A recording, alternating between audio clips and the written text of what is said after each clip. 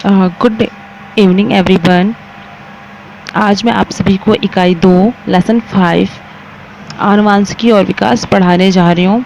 तो वो ध्यान से देखिएगा, सबसे ज़्यादा मोस्ट इम्पॉर्टेंट चैप्टर है और सबसे ज़्यादा टॉपिक्स इस पे पूछे जाते हैं क्वेश्चंस। ठीक है, तो इसलिए आप लोग ध्यान दीजिए और चलिए हम शुरुआत करते हैं। सबसे पहले कि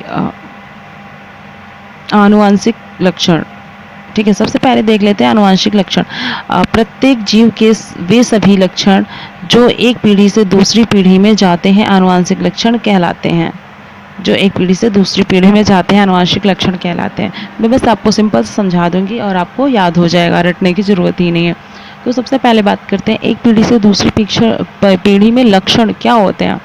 तो जैसे कि आपके दादाजी हैं, दादाजी के लक्षण आपके पापा जी में आए, यानी कि आपके पिताजी में आए, तो उसे ही हम आनुवांशिक लक्षण कहते हैं, यानी एक जीन से दूसरे जीन। तो सबसे पहले बात कर लेते हैं जो आपके पिताजी हैं, ठीक है, दादाजी से ही वो आनुवांशिक लक्षण प्राप्त करके आए हैं, तो उसे ही हम आनुवांशिक लक्षण कहते हैं। और इसे ही हम F1 पीढ़ी कहते हैं, F2 पीढ़ी कहते हैं। मतलब कि जो पहली पीढ़ी उसे F1 बोल देते हैं, जो सेकेंड पीढ़ी उसको F2 बोल देते हैं, जो थर्ड पीढ़ी उसको F3 बोल देते हैं। ठीक है, चलिए हम आगे बढ़ते हैं। समझ में आया होगा आई थिंक। आगे हम बढ़ते हैं आनुवांशिकता। आनुवांशिकता देख लेते हैं क्या है। आनुवांशिक लक्षणों के एक पीढ़ी से दूसरी पीढ़ी में जाने के अध्ययन को आनुवांशिकता कहते हैं। एक पीढ़ी से दूसरी पीढ़ी, यहाँ पे आप एक लिख लीजिए।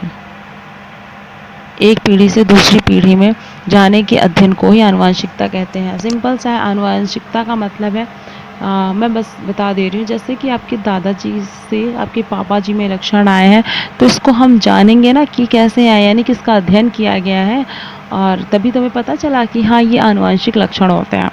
तो यानी कि एक पीढ़ी से दूसरी पीढ़ी में जाने के अध्ययन को ही हम आनुवंशिकता कहते हैं। ठीक है, नेक्स्ट आगे बढ़ते हैं। प्रभावी लक्षण। प्रभावी लक्षण क्या है। F1 पीढ़ी में जो F1 पीढ़ी में दिखाई पड़ता है उसे हम प्रभावी लक्षण कहते हैं। प्रभावी का मतलब होते हैं जो अपना प्रभाव छोड़ते हैं, वही हमें दिखाई देते हैं। जैसे क्लास में 2 स्टूडेंट्स हैं, या तो नंबर 1 पढ़ने में होता है या फिर जिसको कुछ भी नहीं आता, 0 होता है, तो 2 ही बच्चे हाईलाइट होते हैं क्लास में। तो टीचर क्या पूरा स्कूल समझ जाता है कि हाँ ये 2 बच्चे इस क्लास के हैं, एक पढ़ने में बहुत अच्छा है, एक को कुछ नहीं आता है। ठीक है, वैसे उसे हम प्रभावी लक्षण कहते हैं। तो जो F1 पीढ़ी में दिखाई पड़ता है उसे हम प्रभावी लक्षण कहते हैं। अप्रभावी लक्षण का मतलब होता है जो F1 पीढ़ी में नहीं दिखाई पड़ता, जहाँ भी आ लग जाए यानी कि मतलब होता है नहीं। ठीक है, नोट में देख लेते हैं। सबसे मोस्ट इम्पॉर्टेंट है ये, उसमें ऑब्जेक्टिव क्वेश्चंस में बहुत ही ज़्यादा पूछा जाता है, तो इसको आप नोट कर लीजिएगा या फिर याद कर लीजिएगा। जीन शब्द जॉनसन ने दिया था। ठीक है, मेंडल का प्रयोग ये भी बहुत इंपॉर्टेंट है, इसमें ऑब्जेक्टिव क्वेश्चंस बहुत पूछे जाते हैं या टिप्पणी लिखने के लिए आती हैं। तो यह उद्यान मटर पर केंद्रित था जिसके चयन की निम्न विशेषताएं थे। मतलब कि अगर पूछ लिया जाए मेंडल ने मटर का दाना ही क्यों प्रयोग करने के लिए, तो हम इसकी विशेषताएं बताएंगे। ठीक है, तो सबसे पहले है इसकी आयु 3 से 4 माह होती है। नेक्स्ट है ये माप में छोटे होते हैं। सेकेंड है इसका पुष्प द्विलिंगी होता तथा इसमें स्वपरागण हो सकता है।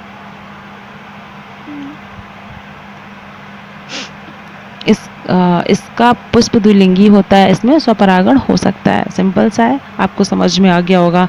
चलिए आगे हम बढ़ते हैं, देख लेते हैं। हाँ, मैंने एक चार्ट बनाया ताकि आप लोग को इजी हो सके और आप अच्छे से सॉल्व कर सके क्वेश्चंस। सबसे पहले है लक्षण दृश्य रूप, प्रबल, अप्रबल। ठीक है, जो हाईलाइट होते हैं उनको हम प्रबल बोलते हैं, जो नील होते हैं यानी कुछ नहीं होता तो उसे अप्रबल कहते हैं। फूलों का रंग लाल होता है, हरा, फूलों का रंग कैसा है, लाल और हरा है, तो प्रबल, यानी सबसे ज़्यादा कौन दिखेगा, लाल। फूलों की स्थिति अक्षवर्ती है, अग्रस्त है तो अक्षवर्ती। तने की लंबाई लंबा है, बौना तो हमें लंबा। कच्ची फली का रंग हरा है, पीला है तो हरा नज़र आएगा। पकी हुई फली की आकृति है, फूली हुई बीजों के बीच में तो फूली हुई। बीजों की आकृति गोल है, झुर्रीदार तो हमें गोल नज़र आएगा। ठीक है,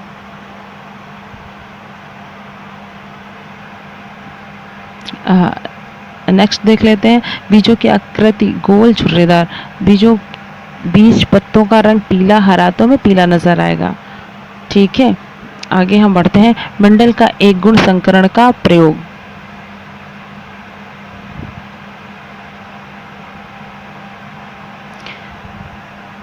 चलिए ध्यान देते हैं। मंडल के एक गुण संकरण का प्रयोग।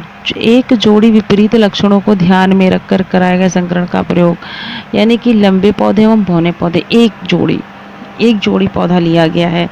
जिसको एक जोड़ी का मतलब नहीं पता है उसको मैं बता देती हूँ। जैसे कि आपने सू लिया या फिर स्लीपर्स ली तो उसको एक जोड़ी बोलते हैं। ठीक है, तो एक जोड़ी विपरीत लक्षणों को ध्यान में रखकर कराया गया संकरण का प्रयोग एक गुण संकरण कहलाता है। तो जैसे लंबे पौधे एवं बौने पौधों के मध्य संकरण, इसको हम नेक्स्ट वीडियो में बताते हैं, वरना बहुत लंबा वीडियो हो जाता है और बच्चे बोर हो जाते हैं, तो मैं आप सबको बोर नहीं करना चाहती। ठीक है, मैं नेक्स्ट वीडियो में मिलती हूँ और बिल्कुल आप लोग तैयार रहिएगा। मैं बहुत ही अच्छे से समझाऊंगी ताकि आप बहुत ही इजी तरीके से कर सकें। ठीक है, आप मेरा वीडियो देखते रहिए और लाइक करिए, सब्सक्राइब कीजिए एंड शेयर करिए। तब तक के लिए थैंक यू।